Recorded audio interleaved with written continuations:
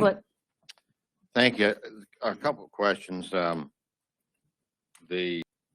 of all, I find it really frustrating that this money was used for the water sewer system and then the stuff was transferred over, and here we are still trying to figure out how to finance it. In the thing, it says it's taxable general obligation note, but then when you look at the letter from Trustmark, it says, where does it say it here? Trustmark is pleased to offer a state tax exempt fixed interest rate of 6%. So here it's saying it's tax exempt. Which is it? So it's federally taxable. Federally taxable, but it's a tax exempt state tax exemption. State tax exempt that's bonds, correct. like most municipal bonds. Okay. Correct. So did we seek out any offers from or look for offers from other banks that might be interested in seeing if they would be willing to pay a lower interest rate for that? Did we get bids from other banks? I believe that's correct, but let me defer to Mr. Callender, who can actually articulate that better than I can. Mr. Callender, can you hear us? I can. Good morning. Ricardo morning. Callender, PFM Financial Advisors, 530 Oak Court Drive, Memphis, Tennessee. There was informal conversations, I wouldn't say solicitations of other banks, informal discussions to gauge interest, get a sense of where the interest rates would be should those other banks participate. And all in all, given the timeline that we're sitting on here, and also where the city's perhaps not financial position, but position as it relates to the credit rating agencies, where the credit ratings have now since been withdrawn, it was determined that Trustmark was the best path forward to continue forward with a negotiation with Trustmark. Okay, so do you know where the marketplace would be on if you had a credit rating of investment grade and a 10-year tax-free municipal bond that was a GO? What would be the rate structure for that right now? Where would the rates be on a 10-year tax-free municipal bond? Do you know? So if we were doing this just before the city's ratings were withdrawn, so and where you actually they were perhaps a little bit before then, when you were investment grade and you had a rating, a taxable rate for financing of this nature for about 10 years would be in about 5 to 5.5% range. Okay. But that is, of course, with the caveat that you added, which was would this, if this were an investment grade rating issuance. Okay. Thank you. Colleagues, any other questions? Okay, so One more minor point, comment. okay. To be able to execute before November 1, it will be important to try to get a draft of the minutes from this particular meeting. I'll send to the city clerk a transcript certificate, and that will speak to the draft, even if they're not approved. The state bond attorney simply just needs a draft of the minutes and the city clerk's transcript certificate saying these are the minutes. That allows us to receive his opinion so we can then file that with the court to be able to validate this note prior to November 1. And so that allows us to close. Yes. I got Mr. another Foote? follow-up question. Thank you. So when the money was taken down, obviously I think all the expenses went through the water sewer committee, ad hoc committee. Was all the $7 million spent of that the bond received, and then did all those expenses go to the water sewer system? Do we know that for a fact? But and I guess the first question is all the $7 million has been spent or drawn down. I can't say exactly where the money went for a fact, but it was a drawdown structure. Right. And it's my understanding that it has been all utilized. Yeah. Sharon Timms, Deputy CFO. All but, we used $1,058,200 for sanitation. That's why it went up to 7 million.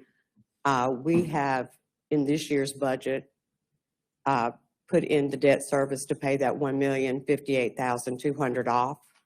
So the remaining balance would only be the water sewer side of it. We have that money now? Yes, it's budgeted. So can we just do a $6 million bond instead of a $7 million bond? Yes, we'll be paying off the $1,058,200. So we don't have to pay interest on that $1 million Correct, for 10 years. correct. That's All right. good. Thank you. Mr. Calendar, you wanted to be recognized, I believe. Ms. Temps addressed it. Just wanted to make clear that the refinancing would exclude that portion that was used for sanitation. That portion will be paid off. The principal amount of the outstanding security will be paid down and reduced by that $1 million payment, and then we are going to refinance the remaining portion of that. So the end result will not be, it's a not to exceed 7 million, just because we're still finalizing the details, but it is not expected to be as high as 7 million. Correct. Okay, thank you. And so other than the 1.58, is that right, what it was? $1,058,200. Okay, so that was used for sanitation. The rest of the dollars were used to try to fix the billing system, correct? Okay, and which is a water sewer expense. I don't know if we can talk, Mr. Attorney, I don't know if we can talk about this, but at some point in time, do we anticipate Jackson Water taking over this payment?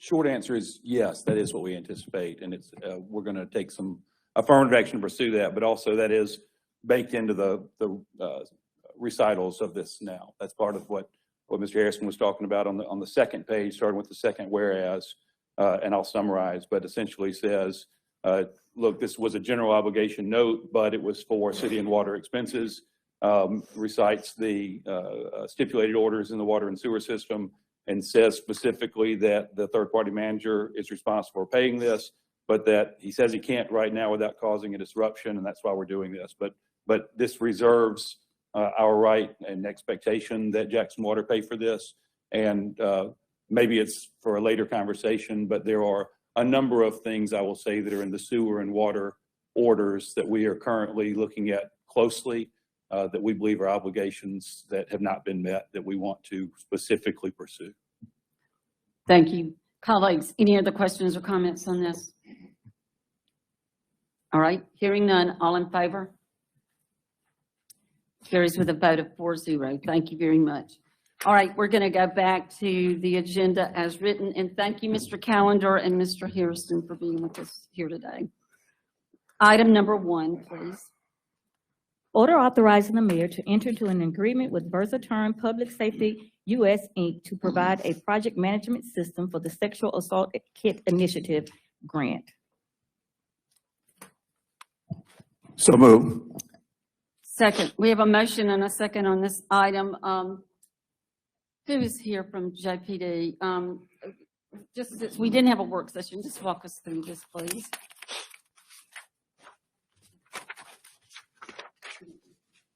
Good morning, Warren Gray Grants, JPD. This was actually approved once before. It was under a different title called Justice Track, and Justice Track was bought out by Versaturn, and we had to redo the contract for it. Okay. But this will actually provide the management system for the SACI cases, the sexual assault cases. Thank you. Colleagues, any questions on this? Yeah, I got a question. Mr. Foote? Okay, thank you. And thank you, Officer Gray. The project management system for the Sexual Assault Kit Initiative grant. It's $1,179,593. I have not had the chance to read through this. What exactly does this do? Is this something that that tries to help people get through that are victims, or what? What is it Well, doing? it actually help us keep up with the victims' cases. We actually track each case through the system, and it's based off of numbers and not names, so that we can better respond quicker to the actual cases. We'll have a time log for each case going in, and this is something that hasn't happened in the past. So we are really trying to ensure that we're providing the victims with the best results and to get these individuals prosecuted. So this is to, the focus is on making sure that the perpetrators are prosecuted. Correct. And victims, I guess, it's not therapeutic for the victims. It's just making sure that the perpetrators are pursued in a meaningful way, which should give the victim some, I guess. Right, and they're entered into Satisfaction or whatever. CODIS, into the national database, Okay, so. thank you. All right. Colleagues, any other questions on this item? Hearing none, all in favor?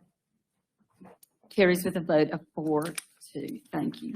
All right, item number 3, right? No, 2. Item 2.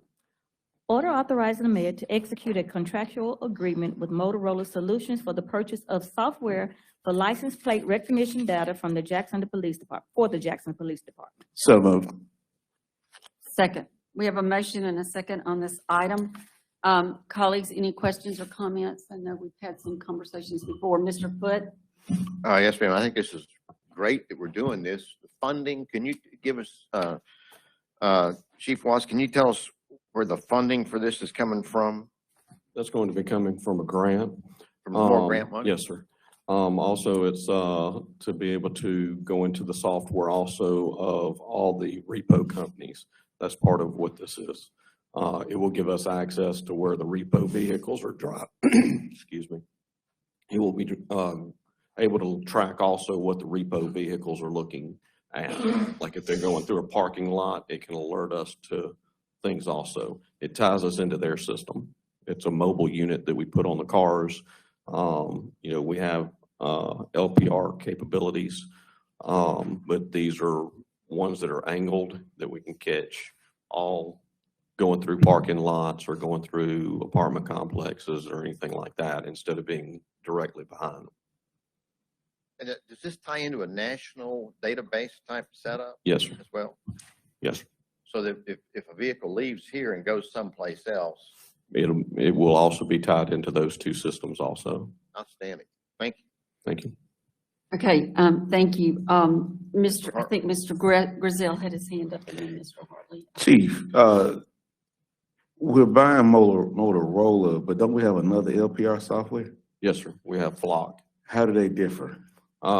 This one, like I said, differs between, this is the one that can attach to the repo vehicles that do the same, but their program is not attached with Flock or attached with Insight or attached with anybody. It's attached with this system.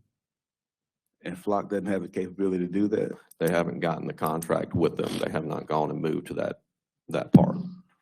Okay. In terms of training, who's all gonna be trained on this? Now, first off, it'll be, we're looking at getting 2 units first. Everybody will be trained with the LPR systems to be able to look at the systems and go into the systems and be able to add or take out anything for investigations. So it will be utilized by the department, but we will have to have everybody trained on it. Now, the mobile units will have to be trained on a different level so that whoever's only going to be on those. Now, the system will be able to be utilized by the department, but as far as like when you're traveling down the road, you need to know how to work the system. So who's gonna have immediate access to this? Right now, it'll be administrators first while we're getting everything implemented. Mhm. And then once we do that, we'll send it out down through the chain of command after that. Okay. And so after this, we will be operating with 2 different systems. You say Flock. Flock will be the one that we're implementing on the roads and inside the city limits. And these are mobile units that will be mounted on the front of vehicles that will be able to go through and around. We'd had a very similar technology a few years back, but it was not the same program and stuff. Okay, thank you. Mr. Hartley? Yeah, hey, Chief, good morning. How are you? Question, Mhm. how are we getting into the repo business? I mean, I understand folks not paying the bills, the car get pulled out, but how does this help advance the city and its mission and its objective? We're not getting in the repo business. We're just using their data. That's all that it is. Like when they're driving through a parking lot, they're picking up every tag. Okay. Now, what this system will do is it will take that data and it will be able to read it and tell us if there's a stolen vehicle sitting in the parking lot, a carjacked vehicle or anything like that. That's what we're looking at, is we're looking at their data. They'll be the ones driving around all day long in lots that we may or may not be able to get to, but that data will come from them. And this is useful, how does that feed into a bigger picture? Like I said, if we've got stolen vehicles sitting in a parking lot of a apartment complex Okay, and they drive by and their vehicle picks it up, but it doesn't alert them, they're only looking for repo cars. I see. So Okay. they're on a system that they'll be alerted to their stuff, but we're getting all of the data. brought Okay, in. so this is in getting into our intelligence gathering mode? Yes. Okay, I just want that clarification. Okay. Thank you. Yes. Thank you, Mr. Hartley. Those were good questions. Did you have another question, Mr. Wood? All right, colleagues, anything else on this? If not, all in favor? Opposed? Okay, carries with a vote of 3-1. Item 3. Order authorizing the mayor to execute a memorandum of understanding between the Jackson Police Department and the Bureau of Alcohol, Tobacco, Firearms, and Explosives to allow JPD access to National Integrated Ballistic Information Network. So Yeah. moved. Second. Second. Okay, we have a motion and a second. Thank you. All right, Ms., you want to just give us some background on this as well? Thank you. The NEST program ties into the NIBIN process. All it is a program that where we go and we enter our data that goes into the federal government. They're offering us to be able to utilize this program, which will keep up with all our data, which will also tie into the nation. We shoot guns, we do ballistics on the casings, and those casings are what's put into NEST, and that's ties into our CGIC grant, the Crime Gun Intelligence grant that we utilize.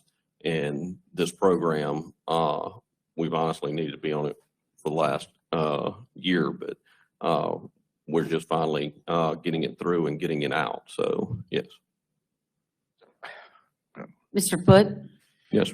Yeah, I've heard really good things about this, and I'm not sure if I understand all the particulars, but this is a database that at the national level is of the ballistic stuff, the whether it's the casings or whatever, so that when the information goes in there, they may identify the gun as something that was used in a previous crime or something like Yes, that. sir. Is that really what this is all about? Yes, sir. It keeps Okay. up with all the information. We're trying to keep it up on a certain database, which is through the Alcohol, Tobacco, Firearms, and Explosives Division. Okay, and so it's a national.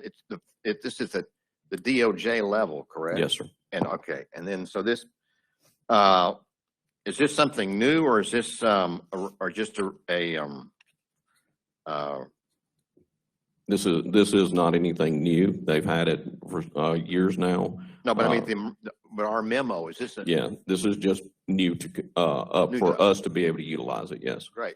I appreciate y'all's effort to do that. thank you. Thank you. All right, anything else, colleagues? Hearing none, all in favor? Carries with a vote of 4-3. Thank you. Item 4. Order authorizing the mayor to execute an addendum to the memorandum of understanding between the Jackson Police Department and the Bureau of Alcohol, Tobacco, Firearms, and Explosives to provide body-worn cameras. So moved. Second. We have a motion and a second on this item. We're on item 4, right? Just making Yes. sure. Okay, good. Item All right. 4. Item 4. All right. All right, sorry. All right, so, would you just walk us through this one as well? Basically what this is a memorandum of understanding between us and the Alcohol, Tobacco, Firearms about their body worn policy. Our TFOs will be the only ones that will be utilizing this, our task force officers that are assigned to alcohol, ATF. They'll basically be wearing 2 body cameras. They'll have to wear the body camera from the feds if they're doing any type of federal op, or if, of course, with us, they have to wear a body camera at all times. So they'll be wearing 2 body cameras, basically. Thank you. Any questions, colleagues? Hearing none, all in favor? Carries with a vote of 4-0. Item 5.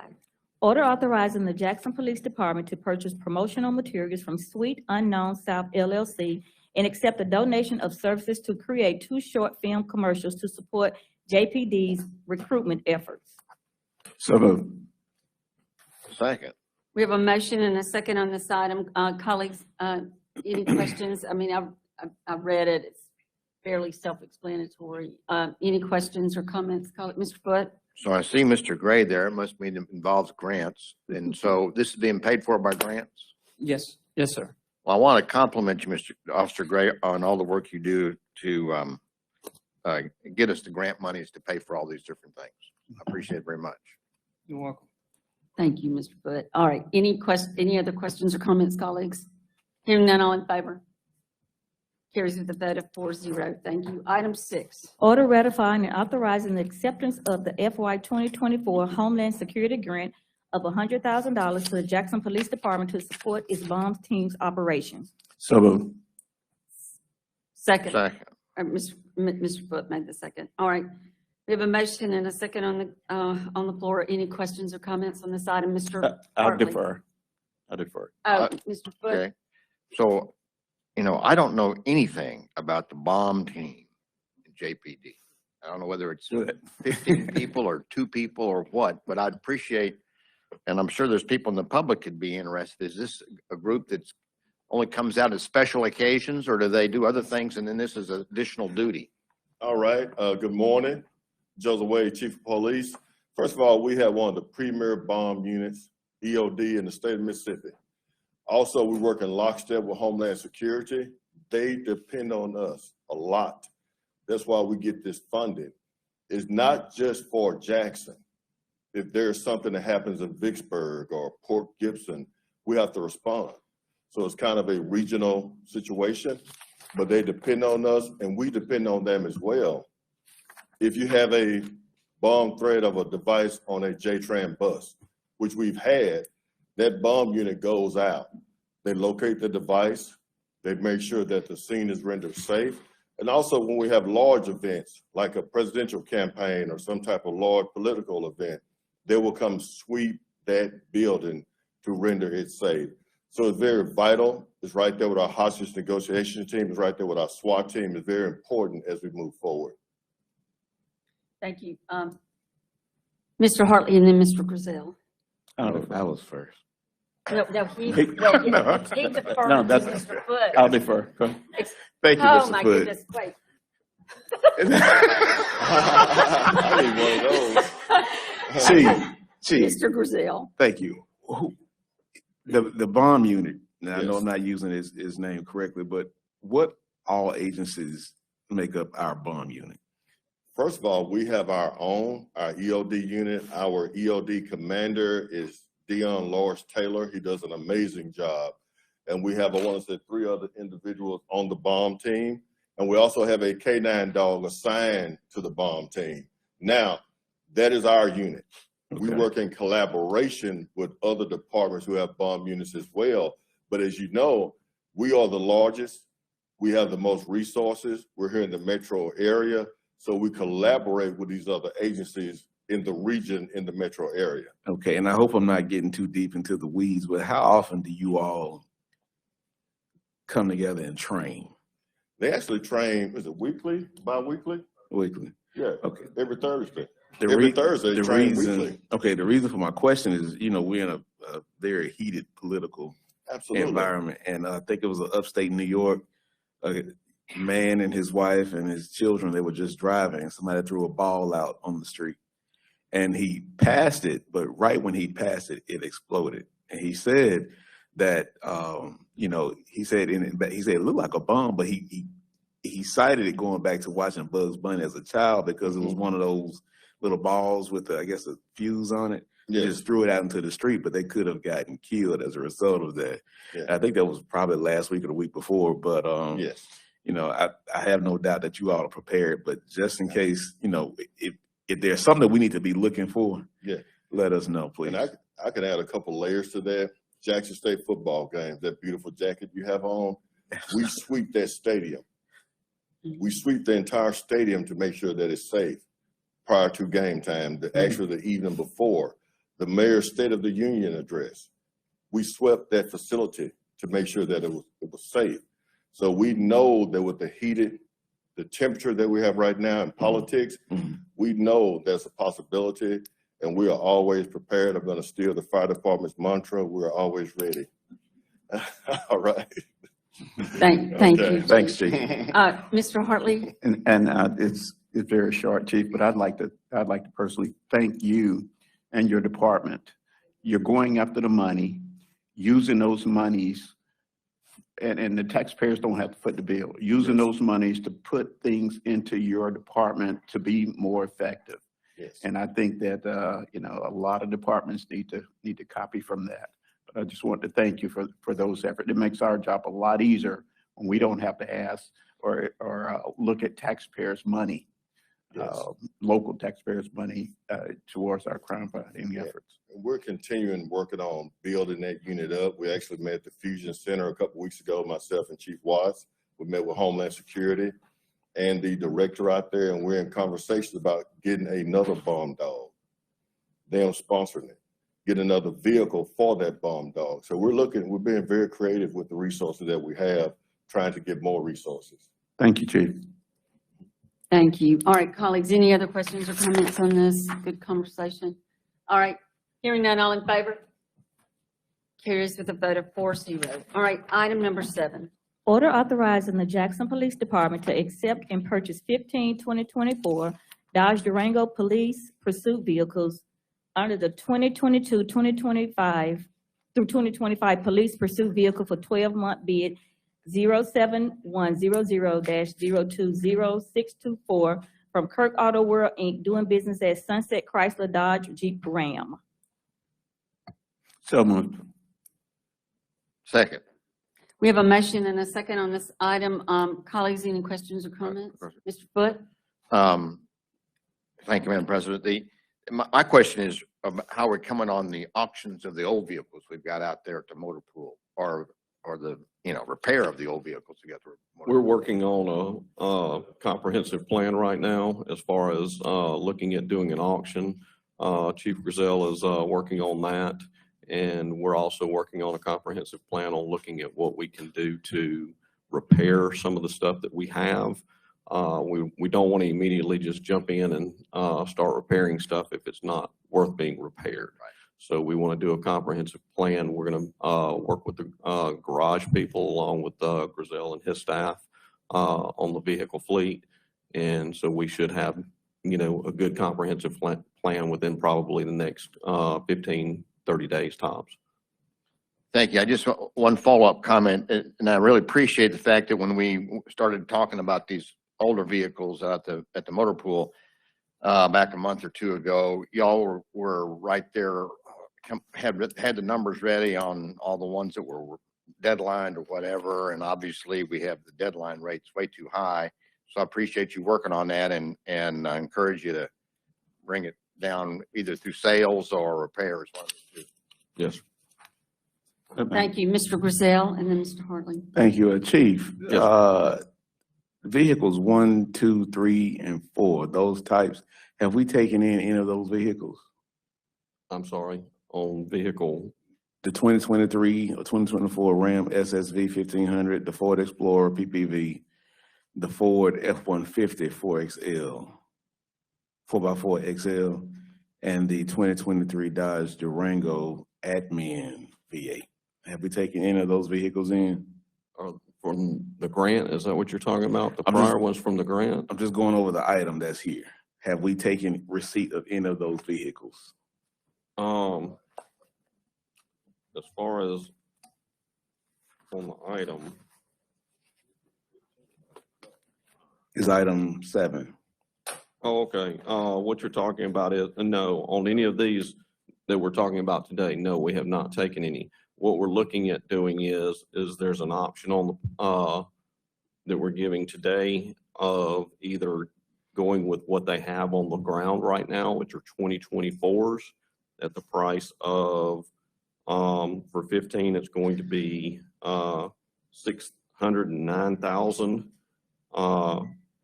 And that does not include the upfit. How much is the outfit per Now, upfit? the upfit, would have to look, that's gonna have to come before y'all also. We're gonna have to get quotes and stuff on that. But on state contract, for the 2025s, the vehicles for 15 would come out to be $599,385. The only reason that we're asking today for is to go with the ones that are on the ground because the other ones have not even been built yet. So we're not sure that they will be out in 1 month, 3 months, 6 months, 9 months. Ms. Timms, how much do we have budgeted for vehicles?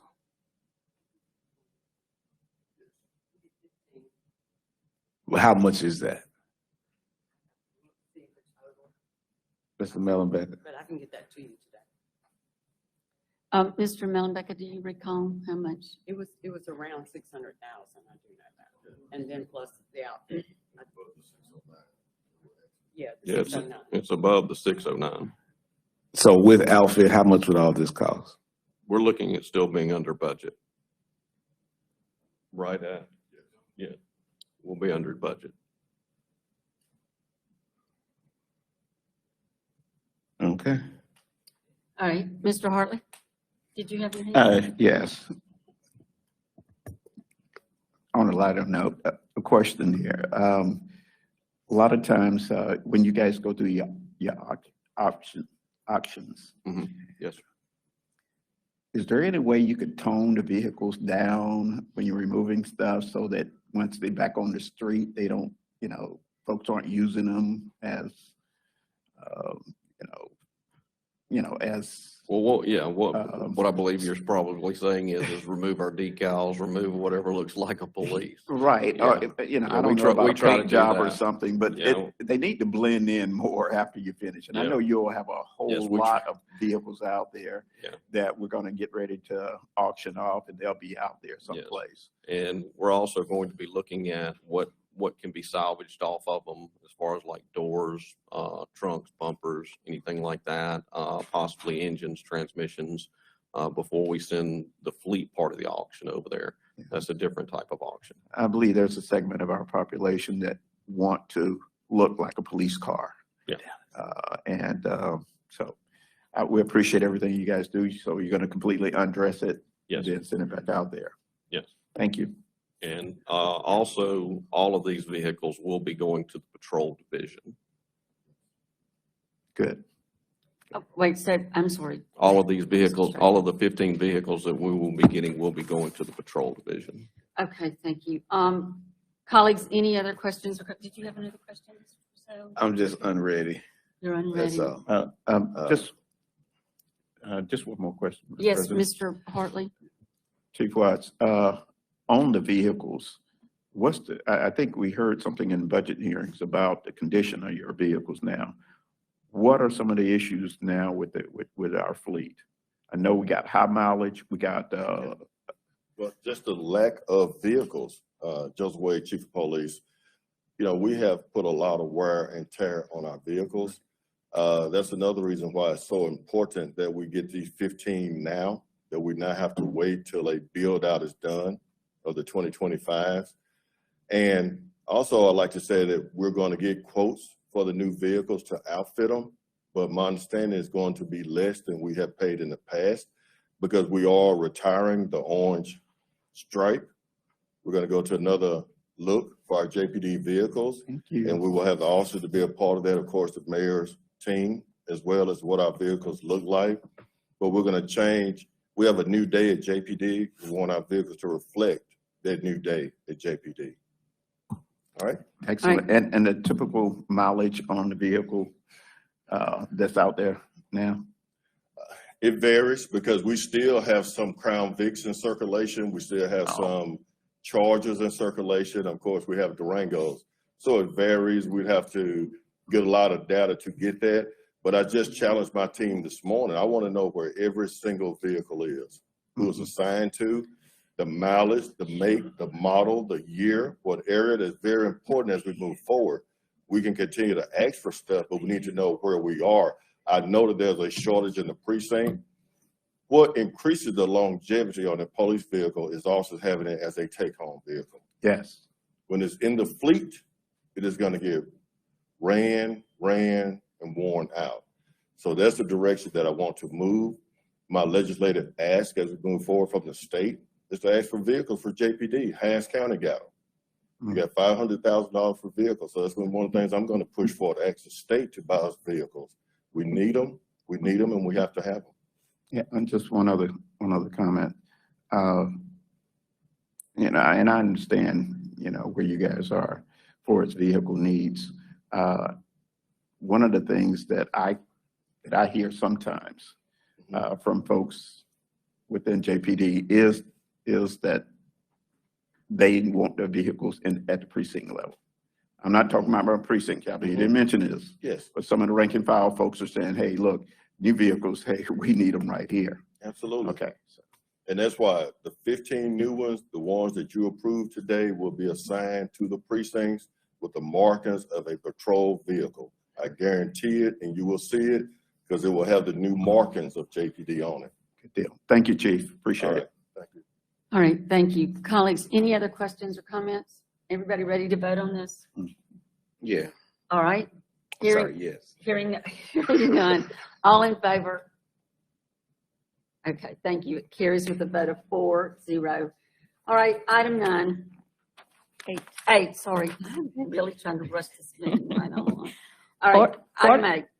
Order accepting a proposal from CTEH LLC for professional remediation services to be performed at Bob Memorial Hall in the amount not to exceed $37,000 and ratifying CTEH's previous performed services. So moved. Second, we have a motion and a second on this item. Hello, Mr. Williams. Thank you for coming right on up. Can you just explain to us what this is and where this puts us in this, you know, what's felt like a hamster wheel? Yes, ma'am. Mike Williams, Deputy Director of Human and Cultural. This item is to accept a contract and to ratify payment to CTEH, who was the company that we originally contracted or brought on to do our remediation testing the week that we discovered the mold in Thalliamara. This is to pay for the first and second round testing that they did, as well as to cover further contracted testing services.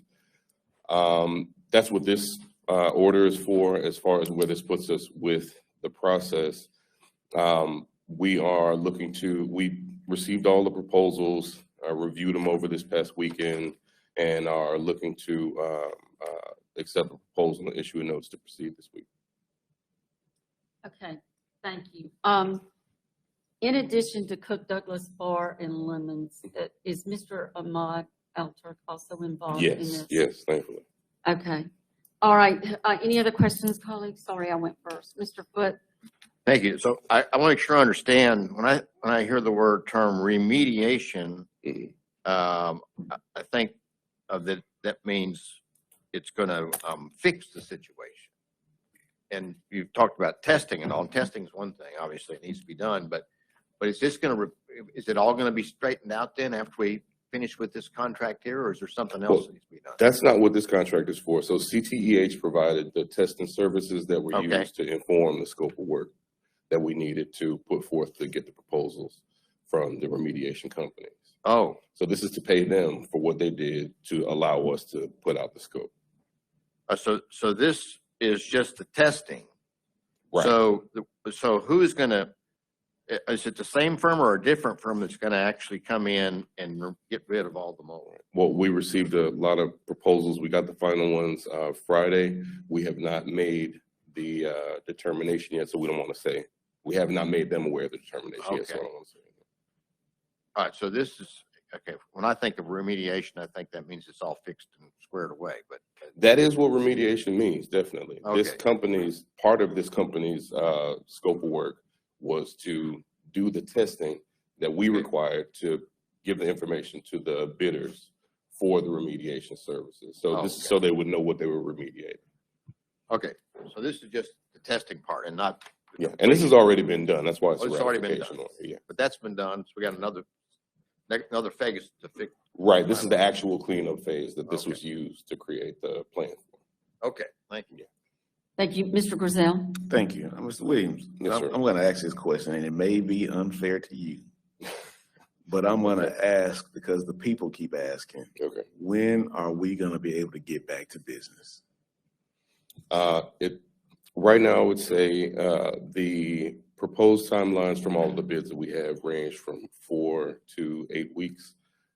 Given that we're moving into the holiday season, I'm not exactly sure how that's going to impact it, but the timeline looks to be around 4 to 8 weeks, depending on who we go with the final proposal. So Given that we have not made or made public the determination yet, I don't want to say which, who's what, but the proposals had different timelines on, a range of timelines. well, let me ask you this and speak very plainly to this. Sure. Okay. What's taking so long? Well, we had to do a lot of testing. We had to do a second round of testing after the first one because we found, some validation measures that Mr. Alturk was able to come in and see that I wouldn't say the original test was incomplete, but it wasn't as robust as we wanted it to be, to make sure that we had the entire building cleaned and so that we can ensure a proper bill of health when we reopen. So we issued a second round of testing that lengthened it. And we got that second round of testing back maybe a couple of weeks ago. And then we had to bring in other bidders. They had to do their walkthroughs, respond to the expanded scope, submit their reports, which again just happened Friday. So it's taken time, but it's all time that they've needed to do to be thorough. Another unfair question. The Nutcracker. Mhm. Are we gonna be able to host it? I'm not sure. Okay. It's my understanding that they've contracted to go to a different location. Okay, We can't host a Nutcracker in a building that's unfit. We don't want to. I get that. Yeah. I get that. We all want to, of course. It's Seminole, and it's not anything we want to lose, but we don't want to put anybody's safety on the line and jump the gun on our reoccupancy. So, Mr. Williams, once we get this remediation done, Mhm. And Mr. Wright, I know you've been working hard on this too. Once we get this done, aren't there some other things that still need to be done, like some rigging Yes, and yeah, evacuation, there's still, things of that nature? well, in the original renovation plan that we had already put together, there was a plan for a new elevator. There was plan for replace the HVAC, plan for rigging inspection and potential replacement. So all of those things are still on our plate. We are doing the HVAC replacement concurrent with the remediation, and the rest of the stuff will be phase 2. We're doing the rigging assessment, I think, this week. That'll happen concurrently too. And the scope replacement will be dependent upon the findings of that assessment. So there are still things that we have to do, but those do not speak to our capacity for reoccupancy once the remediation is finished. Thank you. And the new chiller's here.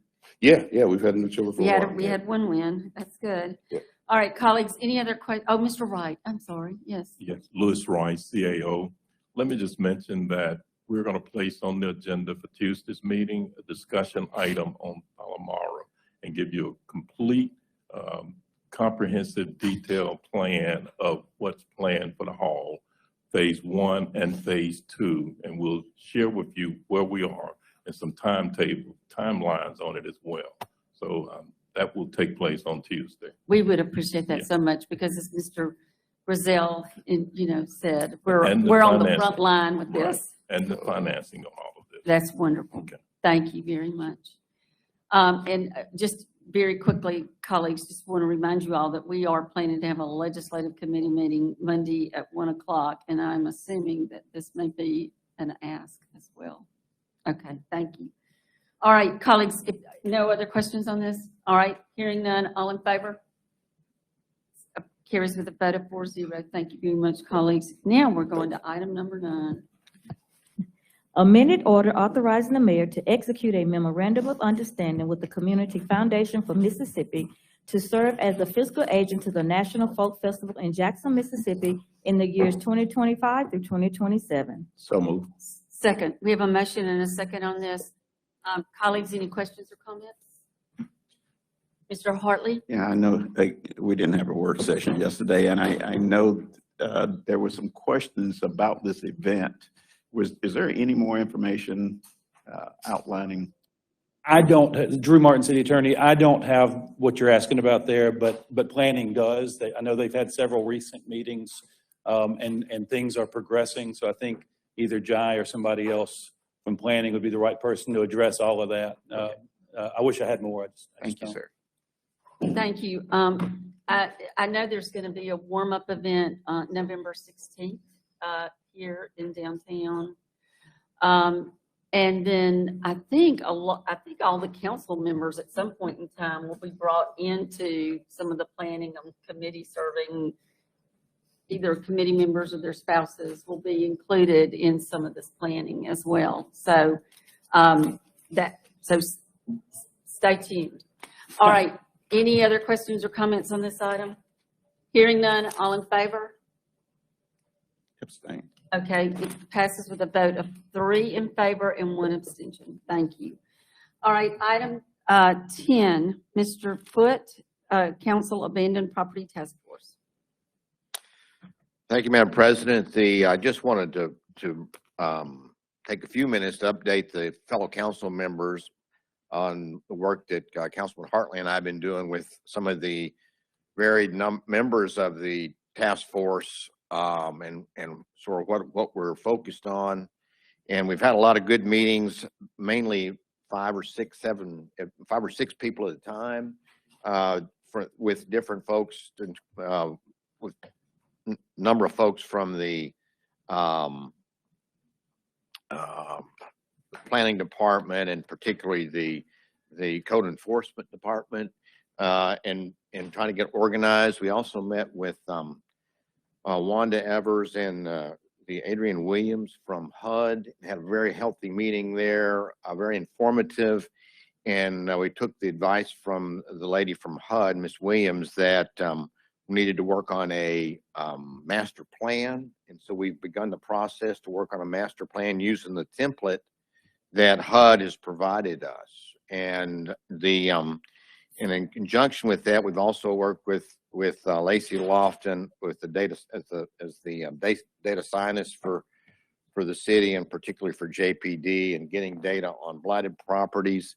At the back of the room there, you'll see a map that Central Mississippi Planning and Development just produced for us, that includes both the state tax forfeited properties and also the blighted properties from the city's database. And Mr. Brewer, who's doing our mapping for us, is going to produce a map for each precinct. So we look forward to visiting with the precinct commanders to get their input on what we need to do regarding abandoned properties and blighted properties in each precinct, and how it impacts the law enforcement challenges that JPD and the other law enforcement officials across the city that they face. So I think we've made a lot of progress. I've learned a lot in the process, and we're working towards getting a master plan that we can then utilize to try to raise funds both from the federal and state levels. That's where we stand right now. And I'd like to ask Mr. Hartley to offer his comments. Mr. Hartley? Yes, I thank you, Mr. Foote, I appreciate the leadership that Mrs. Foote has been providing on this, but it's so important. It seems as though there's no one that's for blighted properties. I don't know why, but no one's for it. Everyone we speak with, state level, federal level, local level, everyone is on board with this. And we certainly appreciate that. It's work. Right now we're in the data collection process, wrapping that up, and then we're going to the strategies. How are we going to attack the problem? First of all, let's identify the issues, and you'll see that on the map in the back. But next is going to be, okay, now that we know where and how things are congested in there, what's our strategy? And that's going to include going after monies and using all our partners to help us. But everyone is for this, and we appreciate Representative Yates with the Capital City Revitalizations Select Committee for her work. We're moving forward. Thank you. Thank you, Mr. Hartley, and we appreciate all your efforts, colleagues. Thank you for all your hard work on this. We really are grateful to you. Mr. Butch, you have One more other thing, and that is that, fortunately, we were able to get through the budget process and add some funding for additional code enforcement officers, but it's critical that we actually fill those slots. It's one thing to budget the money for them, but we got to, through HR and the planning department and the administration, we got to make sure those slots get filled, so we have those code enforcement officers that go out there and be at the front line for the city in getting these different properties, under proper oversight. Thank you, Mr. Foote. Mr. Hartley? One comment with that. It's important that we leverage. Right now, we have some issues where we have to show the city of Jackson is doing everything in its power. We want our partners to step up, but they're also looking at us and asking us, what have you done? And so that's why, and I appreciate Mr. Foote's comment. That's why it's so important that we were able to show that, hey, we put money into that budget. We are in the process of hiring these folks and money for buildings and et cetera. So I would just echo his sentiments, and that is, if we can fill these slots as soon as possible, that would be very good. Thank you, Mr. Hartley. All right, we're going to move on now to our city attorney discussion, litigation, legal matters. Can you do this in open meeting? Or do we need to go into executive session? No.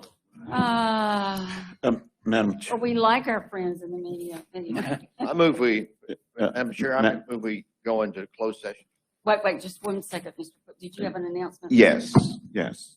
I did want to announce that tomorrow on my radio show, I will have Miss MEMA Executive Director Stephen McCraney.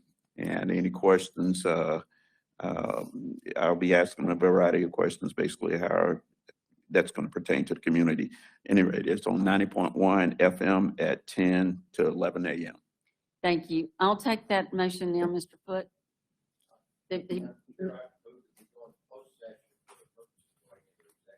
So move. To discuss Second. Litigation and legal matters. We have a second. All in favor? Carries. We are now in closed session.